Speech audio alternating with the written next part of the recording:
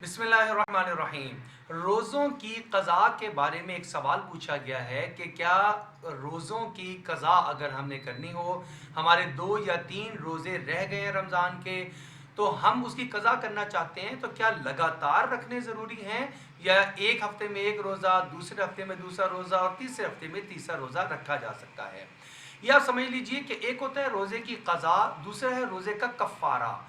क़ज़ा ये है कि आपने इब्तदा से ही रोज़ा नहीं रखा था या उज़र की वजह से आपने उसको दरमियान में तोड़ दिया था, तो उज़र शरई की वजह से सिर्फ क़ज़ा लाजिम आई है, कफ़ारा नहीं आया।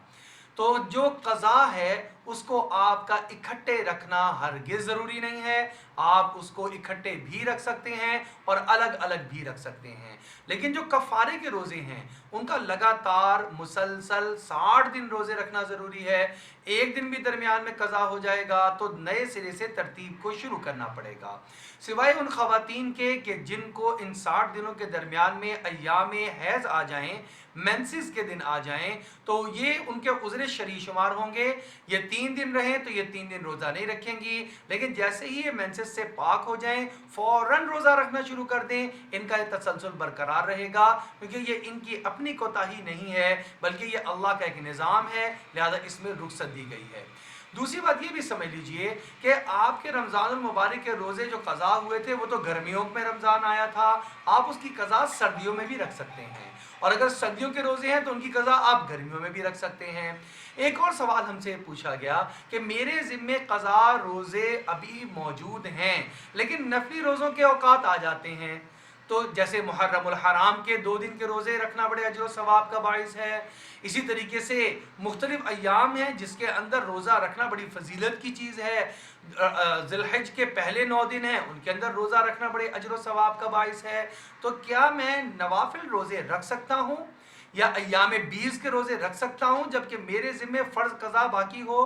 तो इसमें समझ लीजिए बेहतर तो यही है, सबसे पहले आप अपनी क़ज़ा जो आपके ज़िम्मे है आप उन रोज़ों को अदा करें, नफिल रोज़ों की तरफ ना जाएं। ये ऐसे ही है जैसे आपके ज़िम्मे अगर क़ज़ा नमाज़ें फ़र्ज़ रखी हुई हैं तो आप नवाफिल पढ़ते चले जा रहे हैं, तो ये बेहतर है कि ये जितना वक्त और जितना टाइम और जितनी रकात आप नवाफिल की अदा कर रहे हैं या जितने दिन का आप नफली रोज़ा रख रहे हैं, आप अपने फ़राइज़ जो आपके ज़िम्मे बाकी हैं उनकी क़ज़ा कर लें। ये एक बात है, ये बेहतर होने की बात है। लेकिन अगर किसी ने अपने ज़िम्मे फ़र्ज़ रोज़ों की क़ज़ा बाकी होने के बावजूद कोई नफली रोज़ा रख लिया तो क्या रोज़ा हो जाएगा या नहीं?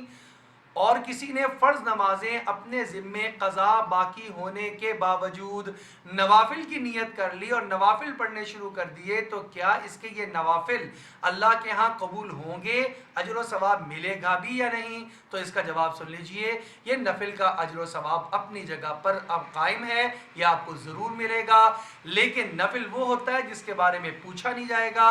क़ज़ा फ़र्ज़ नमाजें या रोज़े वो हैं जिनके बारे में सवाल होगा, लिहाजा अक्लमंदी का तकाजा ये है कि उनको अदा कर लिया जाए। और एक बेहतरीन शक्ल ये भी है, उन्हीं नवाफिल के मकामात पर आप इन फ़र्ज़ जो क़ज़ा हैं इनको रखना शुरू कर दें, अल्लाह जल्ल शानुहू क़ज़ा भी आपके पूरे अदा फरमा देंगे और उस नफली वक़्त का अजर व सवाब भी अल्लाह की ज़ात से उम्मीद है इंशाअल्लाह आपको ज़रूर मिल जाएगा। अल्लाह जल्ल शानुहू से दुआ है अल्लाह हमें रोज़ों की क़ज़ा समझ कर उसके मुताबिक अमल पैरा होकर अदा करने की तौफ़ीक अता फरमा दे।